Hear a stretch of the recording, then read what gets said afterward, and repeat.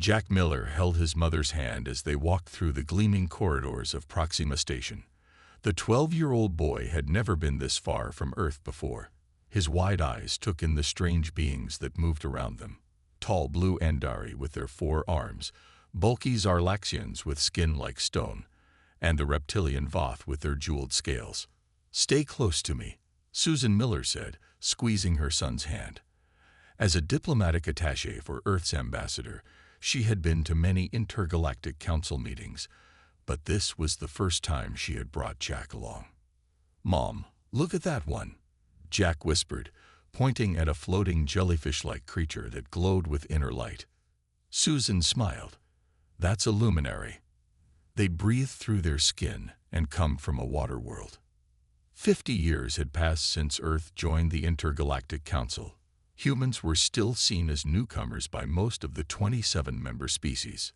Some, like the Andari, welcomed humans warmly. Others, like the Voth, made little effort to hide their dislike. The main chamber of the council was a vast room with curved walls that reached up to a dome of shifting colors. Delegates sat in tiered rows facing a central platform. Susan led Jack to the human section, where they took seats behind Ambassador Eric Hall. "Big day today," the ambassador said, nodding to Susan. "Border disputes are always tense." On the central platform, Council Leader Merrick's, a tall Andari, called for order. The council recognizes the Zarlaxian delegate. A stocky, gray-skinned being stepped forward. "The mining colony on Rigel 7 has been Zarlaxian territory for 300 years. The Voth incursion is an act of aggression that cannot stand." Angry hisses came from the Voth section. Their leader, Councillor Dresthar, rose to his full height. His scaled skin glittered green and gold under the lights. "Rigel 7 sits on the border of Voth space. The Zarlaxians have stripped their side of resources and now encroach on our territory. We merely defend what is ours." Jack leaned toward his mother. "Why are they so angry about rocks?" Susan kept her voice low. "Those rocks contain elements needed for starship fuel. Whoever controls them has power." The debate grew heated. The Zarlaxian delegate pounded a fist on the podium. "The Voth lie. They attacked our miners without warning." Dresthar's neck frill expanded in anger. "Your miners were armed and fired first." Voices rose throughout the chamber. Council Leader Merrick's called for calm, but tensions had been building between the two species for too long. The first energy blast came from the Zarlaxian section. It struck near the Voth delegation, sending delegates diving for cover. Security forces rushed in, but more shots followed. "Get down." Susan pulled Jack beneath their seat as chaos erupted. Delegates ran for exits while security tried to identify the attackers. Jack's hand slipped from his mother's grasp. "Mom," he called, fear in his voice. "Jack, stay down." Susan reached for him, but the crowd pushed between them. Councillor Dresthar had drawn a weapon. He fired at a charging Zarlaxian, but the shot went wide. The energy bolt struck Jack in the chest. The boy fell without a sound. "Jack!" Susan's scream cut through the noise. She fought her way to her son, cradling him as he gasped for breath. The energy weapon had burned through his clothing and left a smoking wound. "Help! My son needs medical help," she cried. Ambassador Hall rushed to her side. "We need emergency medical transport. Now." A team of council security formed a ring around them, but instead of helping, they blocked the approach of human medical staff who had responded to the emergency. "Let them through," Hall demanded. "This child is dying." The security chief, a Voth, shook his head. Council Protocol 355. No interference in cross-species conflicts until an investigation determines responsibility. "This is a child." Susan sobbed, holding Jack as his breathing grew weaker. "He has nothing to do with your conflict." Jack's eyes found his mother's face. "Mom," he whispered, "it hurts. Help is coming, baby. Just hold on." But Susan knew it was a lie. The council security would not move, and the advanced medical facilities of the station remained out of reach. Jack Miller died in his mother's arms 5 minutes later. The Council's executive committee met that same day. Their ruling was brief. The death of the human child is ruled an unfortunate casualty of diplomatic tensions. No single party bears responsibility. Councillor Dresthar, whose weapon had fired the fatal shot, expressed regret at the incident, but faced no consequences. 2 days later, Susan Miller boarded a ship bound for Earth. In a sealed container, preserved by technology that could have saved him, lay the body of her son. As the ship broke orbit from Proxima Station, Susan stared out at the stars. "They'll pay for this," she whispered. "All of them." She did not know that her words would soon become Earth's promise to the galaxy. The news of Jack Miller's death spread across Earth like wildfire. Screens everywhere showed the boy's smiling face next to images of the Intergalactic Council chamber where he died. People gathered in streets, parks, and homes, united in grief and anger. President Allison Carter watched from her office window as thousands filled the square outside the White House. Many carried pictures of Jack. Some held signs demanding justice. All wanted answers. "Madam President, the Security Council is ready," her aide said quietly. Carter nodded and straightened her jacket. The weight of billions of lives rested on what would happen in the next few hours. The underground meeting room was filled with grim faces when she entered. World leaders from every major nation sat around a large table. Screens on the walls showed military commanders and colony governors joining remotely. "The Intergalactic Council has refused our demand for justice," President Carter began. "Councillor Dresthar, who killed Jack Miller, will face no consequences. The Council calls it an unfortunate incident and considers the matter closed." Angry murmurs filled the room. "We have 3 options," Carter continued. "We can accept their decision. We can cut ties with the Council, but take no further action. Or we can invoke Protocol Omega." The room fell silent. Most people present had never heard of Protocol Omega. It was a secret known only to a handful of leaders who passed it to their successors. President Carter nodded to a man at the far end of the table. "Admiral Winters, please explain." Admiral Frank Winters stood. His weathered face showed the strain of carrying a secret for decades. 150 years ago, before we met any alien species, we found something on Mars, he said. A hidden base buried under the surface. Inside were rooms filled with technology far beyond what we had at the time. Winters touched a control, and a hologram appeared in the center of the table. It showed massive ships unlike anything humans publicly built. These vessels were not alien. They were human-made, but from thousands of years ago. Gasps and confused looks spread through the room. "Our ancestors reached the stars long before we thought," Winters explained. "They built an empire that spanned hundreds of systems. Then something happened, a war, a disaster. We don't know exactly what, but they hid their fleet throughout our solar system and left plans for future generations to find when the time was right." Winters moved his hand, and the hologram showed locations throughout the solar system. Inside asteroids, hidden on moons, concealed in the clouds of gas giants. "We've spent the last century secretly studying and upgrading these ships. They're ready. The ancient Armada can be activated within hours." The Chinese premier leaned forward. "Are you saying we have a fleet more powerful than what the Council knows about?" "Much more powerful," Winters confirmed. "The ships in this fleet have technology that makes Council vessels look primitive. Our scientists estimate they're at least 500 years ahead of anything the Council races possess. And we kept this from the Council when we joined." The European Union president asked. President Carter answered, "Our agreement with the Council required us to disclose our military capabilities, but we only disclosed what we had built ourselves. The ancient Armada predates that agreement by millennia." Susan Miller entered the room, escorted by security. Her face was pale, her eyes red from crying. President Carter personally walked over and embraced her. "Mrs. Miller, I'm so sorry for your loss," Carter said softly. We wanted you here because what we decide affects you more than anyone. Susan looked around the room. What are you going to do? That depends, Carter replied. But we want your voice to be heard. Susan's hands trembled. My son died while their security blocked our doctors from saving him.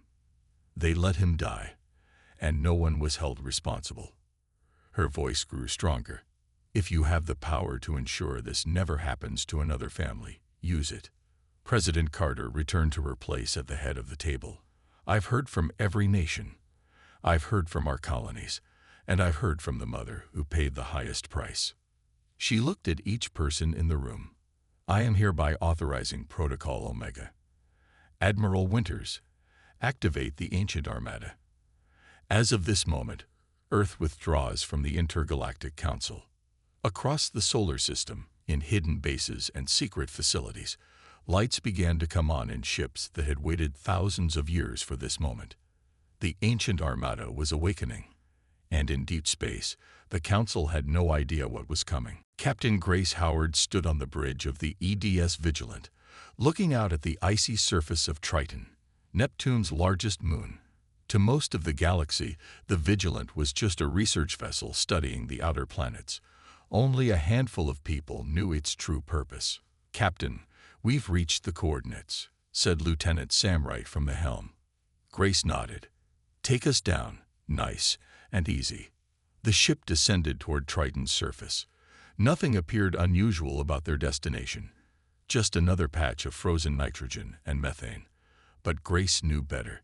Transmitting activation codes now, she said, pressing her palm against a scanner. Her command codes, combined with the presidential authorization, formed a key that hadn't been used in a century and a half. For a moment, nothing happened. Then the surface below them began to change. A massive section of the ice shimmered and disappeared, a holographic disguise falling away to reveal a huge opening in the moon's surface. That's bigger than I expected, whispered Commander Olivia Rogers, the ship's executive officer. Take us in, Grace ordered, her voice steady despite her racing heart. The Vigilant descended into the opening. Massive doors slid closed above them, and lights came on automatically, revealing an enormous underground hangar. It stretched for miles in every direction, its ceiling hundreds of meters high, and it was filled with ships. Hundreds of vessels of various sizes floated in docking cradles. Some were small and sleek, obviously designed for speed. Others were massive, with clear weapons platforms along their hulls. All of them shared a distinctive design, flowing lines and a silver-blue metal that seemed to glow from within. My God, Sam breathed. There must be 300 ships here. 342, to be exact, said a voice behind them. Lieutenant Commander Patrick Riley stood in the doorway to the bridge. The engineer had spent the last 5 years studying the ancient technology, one of the few people cleared to know about the Armada before Protocol Omega was activated. And this is just one of 6 facilities throughout the solar system, Riley added. The largest fleet is in the asteroid belt, hidden inside what we've been calling mining operations. Grace turned to face her crew. We have work to do. We need to activate the command ship and prepare it for departure in 6 hours. 6 hours. Rogers looked stunned. Captain, with all due respect, we don't know how to operate these vessels yet. That's where you're wrong, Grace said. She nodded to Riley, who held up a small device. Neural interface transmitters, Riley explained. The ancient humans designed these ships to connect directly with their pilots' minds. They'll teach us how to fly them. For the next few hours, the crew of the Vigilant worked alongside teams arriving from Earth. Similar scenes played out across the solar system as hidden facilities were opened and dormant ships awakened. In the asteroid belt, a massive structure that had posed as Mining Station Alpha opened like a flower, revealing the shipyard containing the largest vessels in the fleet. On Mars, underground bunkers released smaller, faster attack ships. Even Earth's moon held secrets, weapon platforms disguised as research stations. Back on Triton, Grace Howard stood before the largest ship in the hangar.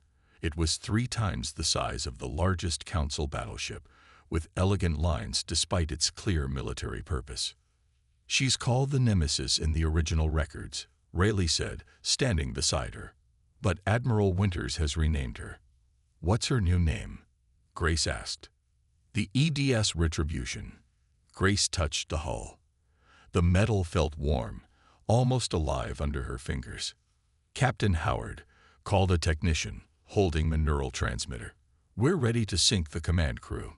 Grace took the small device and placed it against her temple. It adhered to her skin, almost disappearing.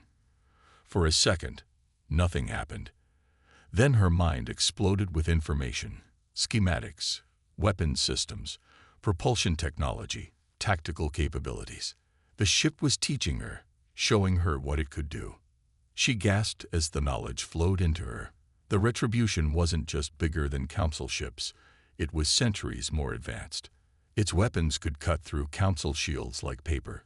Its propulsion system could outrun anything in known space, and its cloaking technology could hide it from even the most advanced sensors. "Captain," Sam Wright looked concerned. "Are you all right?" Grace opened her eyes, a new confidence filling her. "I'm fine, Lieutenant. Better than fine." She looked up at the massive vessel. "Prepare for boarding. We depart in 3 hours." Across the solar system, the ancient Armada came to life. After thousands of years of waiting, humanity's hidden fleet was ready for war. The Intergalactic Council chamber buzzed with worried voices. Emergency lights flashed, turning the normally peaceful room into a sea of pulsing blue.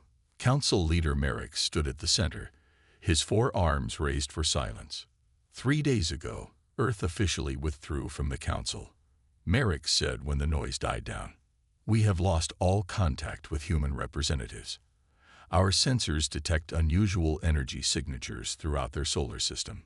A tall, jewel-scaled Voth pushed through the crowd. Councillor Dresfar's neck frill expanded with irritation. "Let them sulk," he hissed. "Humans are emotional creatures. They overreact to everything." "Overreact." An Andari delegate stood. "A child died in this very chamber. You killed him, Dresthar." "An accident during a security incident," Dresthar dismissed with a wave. "The Council ruled no fault." The Andari's voice sharpened. "The Council was wrong. Now we face unknown consequences." Merrick's called for order again. "We have sent a delegation to open communication with Earth. 3 ships led by Councillor Dresthar will assess the situation." In the cold darkness of space between Mars and Jupiter, Captain Grace Howard sat in the command chair of the EDS Retribution. 2 smaller ships, the Swift and the Defender, flanked her vessel. All 3 remained invisible to conventional sensors thanks to their advanced cloaking technology. "Captain, 3 Council ships have entered the solar system," reported Lieutenant Sam Wright. "They've passed Mars and are heading toward Earth." Grace's expression hardened. "Identify them." 2 Andari cruisers and 1 Voth command ship. Sam's voice tightened. "The Voth ship is registered to Councillor Dresthar." A murmur ran through the bridge. Everyone knew that name now. The killer of Jack Miller had returned to human space. "Open communication with Admiral Winters," Grace ordered. Admiral Frank Winters appeared on the screen. He was aboard Earth Defense Station Alpha, coordinating the Armada's deployment. "We see them, Captain," Winters said. "President Carter has authorized a single warning. If they don't retreat immediately, you are cleared to engage." Grace nodded. "Understood, sir." The 3 Council ships continued their approach, unaware they were being watched. As they reached the asteroid belt, Grace gave the order. "Drop cloak. Open communications." The 3 human ships shimmered into visibility. On the Council vessels, alarms blared as sensors suddenly detected the massive ships that had appeared from nowhere. "This is Captain Grace Howard of the Earth Defense Ship Retribution. You have entered restricted space. Turn back immediately." On his ship, Dresthar stared at the screen in shock. The human vessel before him was unlike anything he had ever seen. Sleek, massive, and radiating power that his sensors couldn't even measure. Two smaller but equally advanced ships flanked it. "This is Counselor Dresthar of the Intergalactic Council. We come in peace to discuss Earth's withdrawal." Grace's voice was cold when she replied. "Earth has nothing to discuss with the Council, especially not with the killer of Jack Miller. You have 5 minutes to reverse course and leave our system." Dressthar's scales darkened with anger. "You dare threaten a Council delegation? Where did you get these ships? They were not disclosed when Earth joined the Council." 4 minutes, Counselor." The Voth turned to his crew. "Power weapons. Show these humans they cannot threaten the Council." The Voth ship's weapons charge, targeting the Retribution. The two Andari captains protested, but Dresthar ignored them. 3 minutes, Grace counted down calmly. "Fire," Dresthar ordered. Energy beams lanced out from the Voth ship toward the Retribution. They struck an invisible barrier 200 meters from the hull and dissipated harmlessly. 2 minutes, Grace continued, as if nothing had happened. Panicked, Dresthar ordered another barrage. Again, the weapons had no effect. 1 minute. "All ships, retreat." One of the Andari captains called out. His ship began to turn. "No," Dresthar shouted. "Stand your ground. These humans are bluffing." "Time's up," Grace said. "Lieutenant Wright, disable the Voth ship and one Andari vessel. Allow the other to retreat." "Yes, Captain." The Retribution fired once. A single pulse of blue-white energy struck the Voth ship. Its shields collapsed instantly. A second pulse disabled its engines and weapons. The Swift fired on one Andari cruiser with similar results. The second Andari ship, already turning, accelerated away. "Counselor Dresthar," Grace said, her face appearing on the Voth screen. "Your ship is disabled. The Council will send rescue. When they arrive, take this message to the Intergalactic Council. Earth is no longer your concern. Stay out of our space." As the undamaged Andari ship fled toward Council space, it recorded everything. Soon, the entire galaxy would see what had happened. Soon, everyone would know that the humans, the supposedly primitive newcomers, possessed technology that made the Council's most powerful weapons look like children's toys. And they would all ask the same question. What else were the humans hiding? Lily Morgan ducked behind a broken wall as a group of Zarlaxian guards marched past. The human anthropologist had been studying the Outer Rim cultures when Earth withdrew from the Council. Now she was effectively stranded on asteroid K9, a mining colony far from human space. The asteroid's surface was dotted with domes housing workers from a dozen different species. Most were not Council members but rather servants, laborers who worked the mines for their Council masters. These were the people Lily had come to study. When the guards passed, Lily slipped into the small home of her friend Taz, an elderly Quarian with blue skin and large, gentle eyes. "The guards are looking for humans," Taz whispered, his voice like dry leaves rustling. "News came from the core worlds. Your people have powerful ships. The Council fears you now." Lily sat on a worn cushion. "What else are they saying?" "Strange things." Taz settled his old bones opposite her. "They say humans have ancient technology, ships that appeared from nowhere. Some whisper that the old stories might be true." Lily leaned forward. "What old stories?" "The legends of the Forerunners." Taz's eyes gleamed in the dim light. "Long ago, a great civilization spanned the stars. They built wonders beyond our understanding. Then they vanished, leaving only ruins. Many of our oldest records speak of them."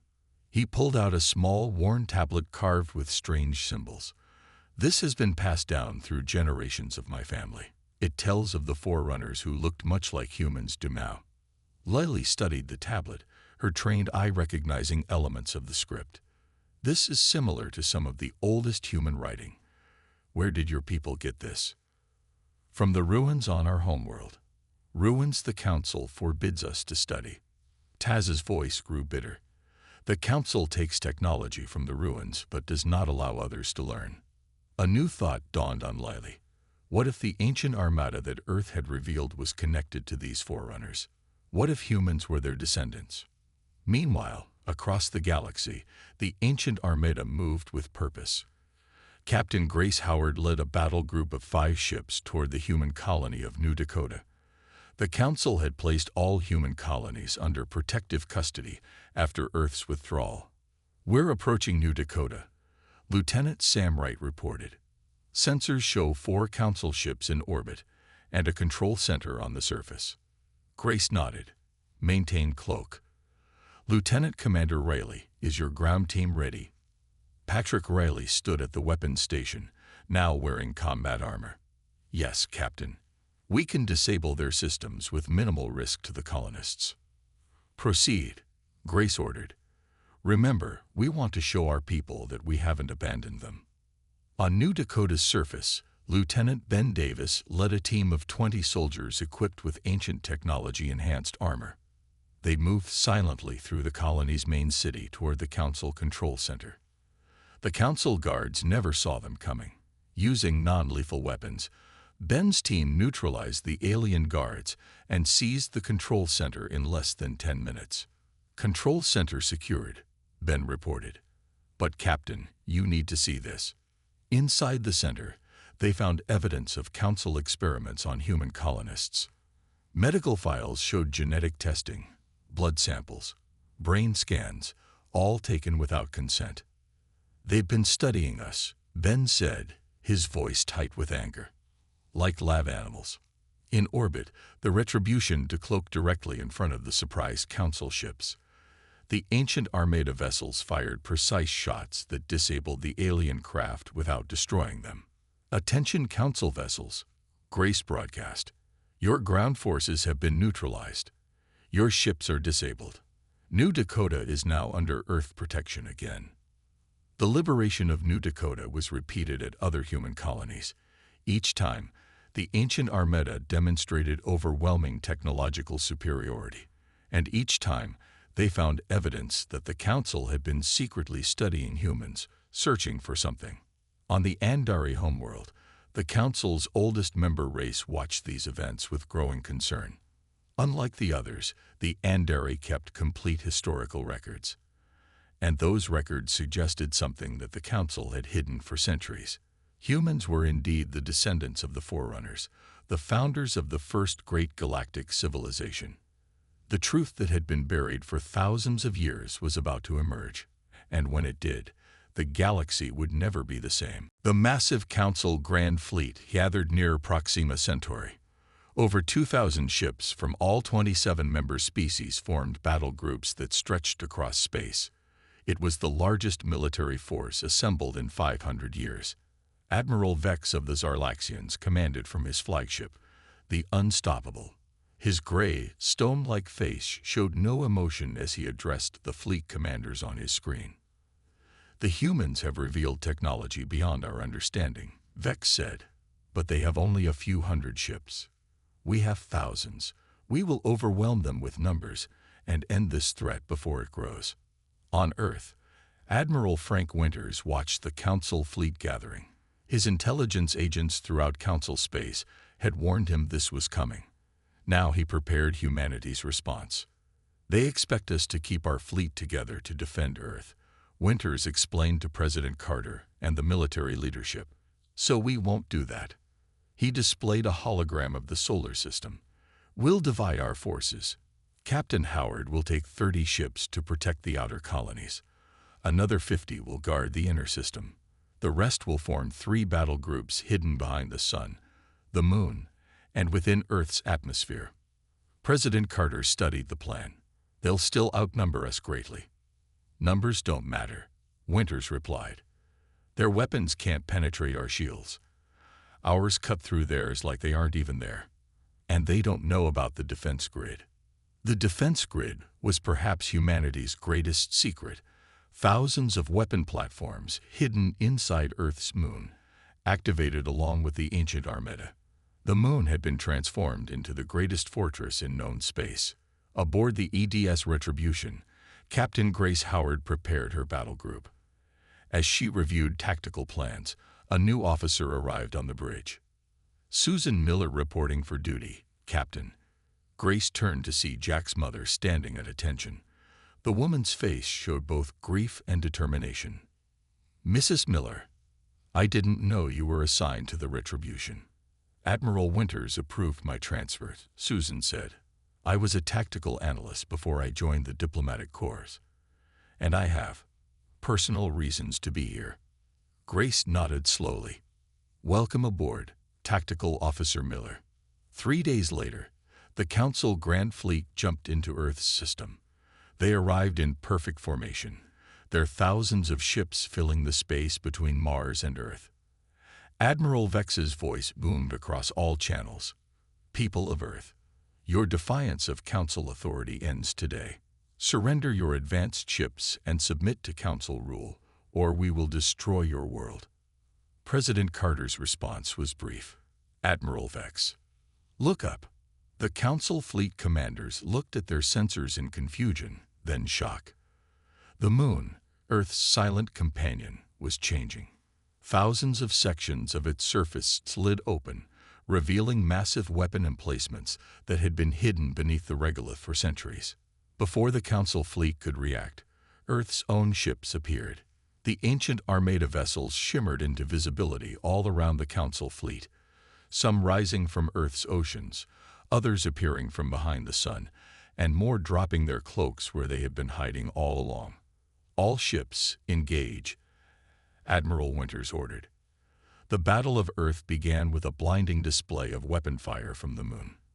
Massive energy beams lanced out, cutting through dozens of Council ships in seconds. The ancient Armada vessels moved with impossible speed, their weapons devastating the Council formations. On the Retribution, Susan Miller called out targets as Grace Howard maneuvered the massive ship through enemy formations. The Retribution's weapons tore through Council defenses with ease. Captain, Admiral Vex is trying to regroup his forces near Mars, Susan reported. Grace nodded. The perfect opportunity for our flanking maneuver, signaled the Swift and Defender battle groups to execute Plan Delta. 2 groups of ancient Armada ships swept in from opposite directions, catching Vex's forces in a deadly crossfire. Council ships exploded by the dozens as they tried to escape. For 6 hours, the battle raged across the Earth-Mars corridor. Despite their overwhelming numbers, the Council forces could not penetrate the ancient Armada's defenses. Their weapons were simply too primitive, their shields too weak. Finally, Admiral Vex gave the order to retreat. The remaining Council ships, less than half their original number, jumped away to safety. Earth had won the Battle of Earth, but the ancient Armada had taken damage too. Several ships had been lost when they were swarmed by dozens of Council vessels at once. The technology gap was vast, but not infinite. As the survivors regrouped, both sides knew the truth. This war had only just begun. Lily Morgan moved carefully through the Grand Library on the Andari homeworld. After escaping asteroid K9, she had made her way here based on information from her old friend Tass. If answers about humanity's past existed anywhere, it would be in the ancient records of the Andari, the oldest Council race. This way, whispered Krell, an Andari archaeologist who had agreed to help her. His 4 arms carried tools to access the restricted sections of the archive. What we seek is in the forbidden histories. They descended deep beneath the library, past layers of security that Krell bypassed with his credentials. Finally, they reached a sealed door marked with symbols Lily half recognized. These are the same markings as on Taz's tablet, she said quietly. Krell nodded. The script of the Forerunners. Only high scholars among my people are taught to read it now. His voice grew sad. The Council ordered much of our history sealed away 15,000 years ago. Inside the sealed room, Lily gasped. Shelves held thousands of ancient books and data crystals. Wall displays showed star maps unlike any in current Council records. And at the center stood a holographic projector of incredible age. This is what I wanted to show you, Krell said, activating the device. A figure appeared.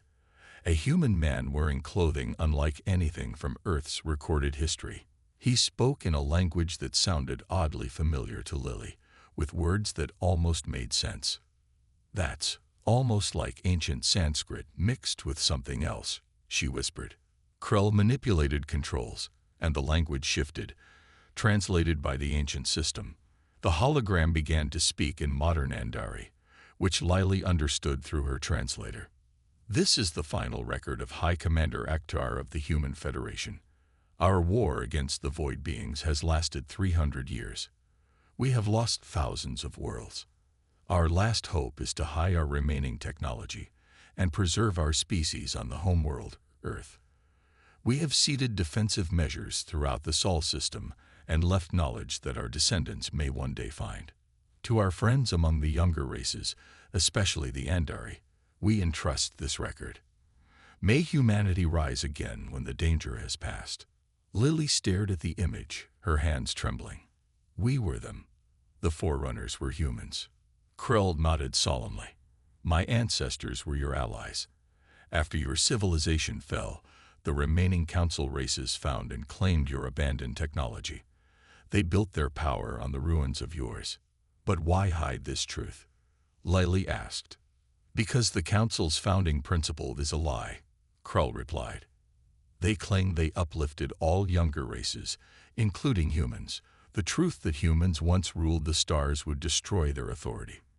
Meanwhile, aboard the EDS Retribution, Captain Grace Howard and Lieutenant Commander Patrick Rayleigh made their own discovery. They had captured an ancient data core from a damaged Council research station. "I've broken their encryption," Rayleigh announced on the bridge. "And Captain, you need to see this." He displayed a star chart that showed hundreds of systems beyond Council space. Many were marked with a symbol they now recognized as the ancient Human Federation emblem. "These are human worlds," Grace said quietly, "beyond the Council's borders." Susan Miller stepped closer to the display. "There could be thousands of them, colonies that survived whatever drove our ancestors back to Earth." Riley nodded excitedly. "And there's more. The ships of the ancient Armada contain navigational data to these worlds. They were meant to help us reconnect with our lost colony someday." As Grace studied the star charts, a communication came in from Admiral Winters. His face was grim on the screen. "Captain Howard, we've intercepted Council communications. They know we've discovered their secret about humanity's past. Councillor Dresthar and others are moving to destroy all evidence, including the Andari archives. They've sent a strike force to the Andari homeworld." Grace's eyes widened. "There are humans on the Andari homeworld right now, researchers studying their historical records. Then you need to get there fast," Winters ordered. "Save our people and secure that information. This isn't just about avenging one child anymore. This is about reclaiming humanity's rightful place in the galaxy." As the Retribution prepared to jump to the Andari system, Lily and Krell continued their research in the ancient archive. They had no idea that Council forces were already on their way, determined to silence them and destroy the truth forever. Above them, security alarms began to sound. The race to save humanity's true history had begun. Proxima Station hung in space like a gleaming jewel, the headquarters of the Intergalactic Council for over 5,000 years. It was here that Jack Miller had died. And it was here that humanity would reclaim its place in the stars. The ancient Armada appeared around the station without warning. 50 ships of Earth's fleet, led by the massive Retribution, surrounded the Council headquarters. Inside the Council's main chamber, panic erupted as alarms blared. Council leader Merrickx looked at the screens in disbelief. "How did they get past our defenses?" he demanded. No one had an answer. The ancient Armada had simply appeared, as if the vast defense network around Proxima Station didn't exist. On the bridge of the Retribution, Captain Grace Howard stood with Admiral Frank Winters and President Allison Carter, who had come personally for this moment. Behind them stood Susan Miller, her face showing both grief and determination. "Open a channel to the Council chamber," President Carter ordered. In the Council chamber, screens lit up with the image of the human leaders. Many council members gasped at the sight of President Carter standing with military officers aboard what was clearly an advanced warship. "This is President Allison Carter of Earth," she began. "1 month ago, a human child named Jack Miller was killed in your chamber. You refused him medical aid. You protected his killer. You called his death an unfortunate incident. Today, you answer for that crime and for the greater crime you have hidden for 15,000 years." She nodded to someone off-screen, and the image changed. Now the council saw Lily Morgan standing beside Krell the Andari. Behind them were the ancient records from the Andari archives. "We know the truth," Lily said clearly. "Humans were the forerunners. We built the first great civilization in this galaxy. We helped the younger races, including many of yours. When disaster struck, we retreated to rebuild." Krell stepped forward. "My people have kept these records in secret, as the Council ordered all evidence of the Human Federation destroyed. They built their power on stolen technology and lies." Shocked murmurs filled the Council chamber. Some delegates looked confused, others guilty. A few nodded, as if they had always suspected. The screen changed back to President Carter. "We do not come for revenge. We come for justice and truth. The Intergalactic Council, as it exists, will be dissolved today. In its place, we will form the Galactic Concordat, where all species stand as equals." As she spoke, Earth Marines transported into the chamber, quickly securing the exits. Among them was Lieutenant Ben Davis, who approached the central platform. "Admiral Winters requests the presence of Counselor Dresthar," Ben announced. The Voth counselor hissed in defiance, but was quickly surrounded. Marines escorted him to a transport pad where he vanished in a flash of light. Aboard the Retribution, Dresthar found himself in a small room facing Susan Miller. "Do you remember me, Counselor?" she asked quietly. The Voth's scales darkened. "The mother of the child. It was a regrettable accident. His name was Jack," Susan said. "And today, you face justice for his death." Admiral Winters entered. "Counselor Dresthar, by the authority of Earth and the newly formed Galactic Concordat, you are charged with the murder of Jack Miller and with crimes against sentient beings for your role in suppressing humanity's history." Back in the council chamber, President Carter continued addressing the delegates. Many council races had already signaled their support for the new Concordat. The Andari were the first to formally join, followed by others who had long chafed under the old power structure. "This is where one path ended and another begins," Carter said, looking around the chamber where Jack had died. "In this very spot, a child's life was taken. From his death, a new understanding is born." 1 month later, the EDS Retribution prepared for a historic mission. Captain Grace Howard reviewed the final preparations as her crew made ready for departure. "All systems check complete, Captain," reported Lieutenant Sam Wright. "Course laid in for the coordinates from the ancient star maps." Grace nodded. "Beyond Council space lies a network of human worlds that have developed independently for thousands of years. Today, we begin reuniting the human family across the stars." On the observation deck, Susan Miller stood looking out at space. A small memorial to Jack had been placed there, a simple plaque with his image. "He would have loved this adventure," she said as Admiral Winters joined her. "His death changed everything." Winters replied gently. "Because of him, we reclaimed our heritage.